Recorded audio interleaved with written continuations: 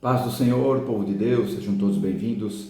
Estamos começando a nossa escola bíblica e a proposta agora é comentar a carta de Judas, o penúltimo livro da Bíblia Sagrada, ali logo antes de Apocalipse.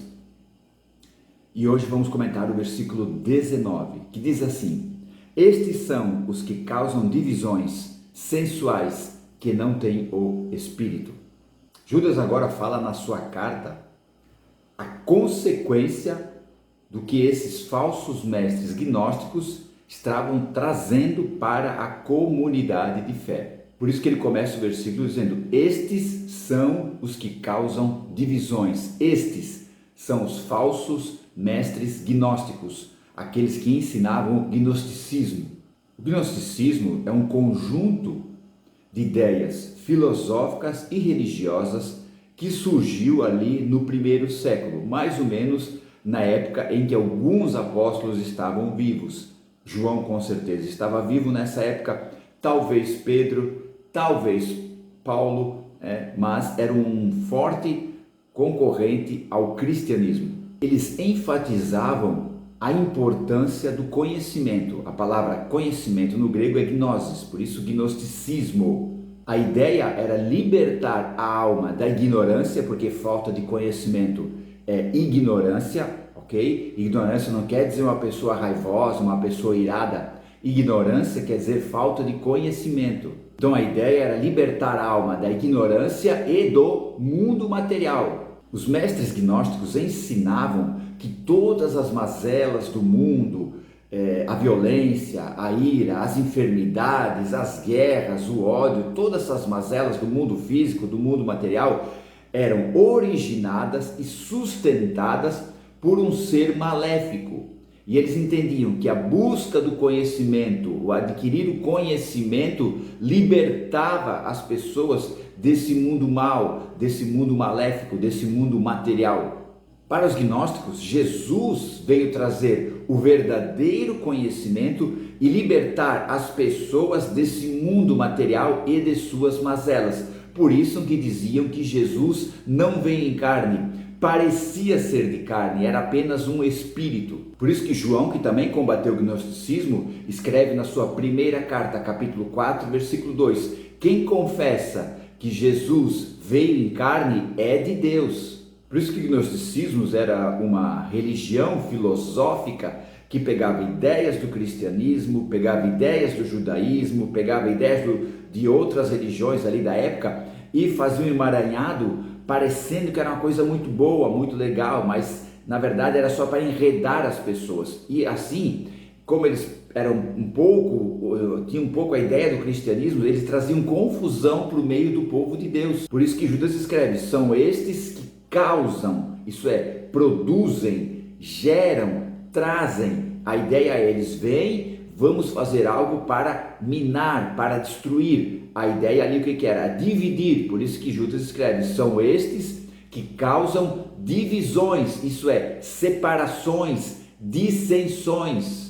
E essa que é a ideia do inimigo: dividir para conquistar. Os gnósticos estavam ali no meio da igreja cristã, no meio do povo de Deus, e conseguiam trazer adeptos para a sua teoria religiosa, filosófica, causando divisão no meio do povo de Deus. Então eles acabavam com a harmonia do povo de Deus, trazendo ali muita confusão para o meio do povo de Deus. Por isso que Judas, na continuação do versículo, usa outro termo para mostrar a carnalidade desses falsos mestres. Estes são os que causam divisões, sensuais. Essa palavra sensuais ali dá a ideia de que, quase como de um animal, da carnalidade deles que eles tinham, sendo contrários à visão espiritual, era totalmente uma visão carnal. Entre os mestres gnósticos havia a ideia que a prática da imoralidade, por isso que Judas fala sensuais também, a prática da imoralidade destruía o corpo, porque eles entendiam que a matéria, o corpo, era mal. Agora, olha o absurdo. Eles acreditavam que a prática da imoralidade ia trazer experiência, e essa experiência ia trazer conhecimento, e esse conhecimento ia trazer a salvação, que eles entendiam que a salvação era só através do conhecimento. Olha que absurdo. Por isso que esse termo sensual é estritamente ligado ao termo, à ideia carnal, ao mundo material, ao mundo físico. Eles não tinham nada de Deus, eles não eram guiados pelo Espírito, eram guiados pela sua própria carnalidade. Por isso que Judas termina o versículo escrevendo: não tem o Espírito. A minha tradução, João Ferreira de Almeida, está Espírito com letra maiúscula, então se refere ao Espírito Santo, ao Espírito de Deus e também o Espírito de Cristo, ok? Cristo está lá na glória, está lá na eternidade com o Pai, mas também está aqui através do Espírito Santo. Então você dizer que é Espírito de Cristo não está errado não, tá? Não tem problema nenhum. Inclusive lá em Atos dos Apóstolos fala Espírito de Cristo, não tem problema. Mas voltando aqui ao versículo, Judas escreve: eles não têm o Espírito, então Deus não estava nesse negócio. É isso que Judas está dizendo assim, Deus não está nesse negócio. Entenda uma coisa, o cristianismo é a única religião do mundo, que tem a doutrina, o ensinamento de Deus morando dentro do ser humano, ok? Então Deus habita dentro do ser humano.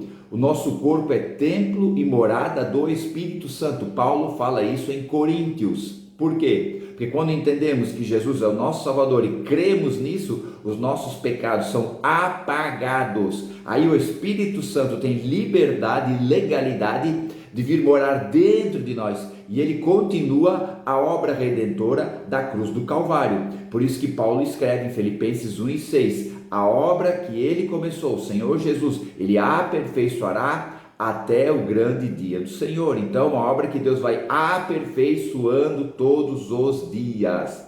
Por isso que nós precisamos de comunhão com o Espírito Santo.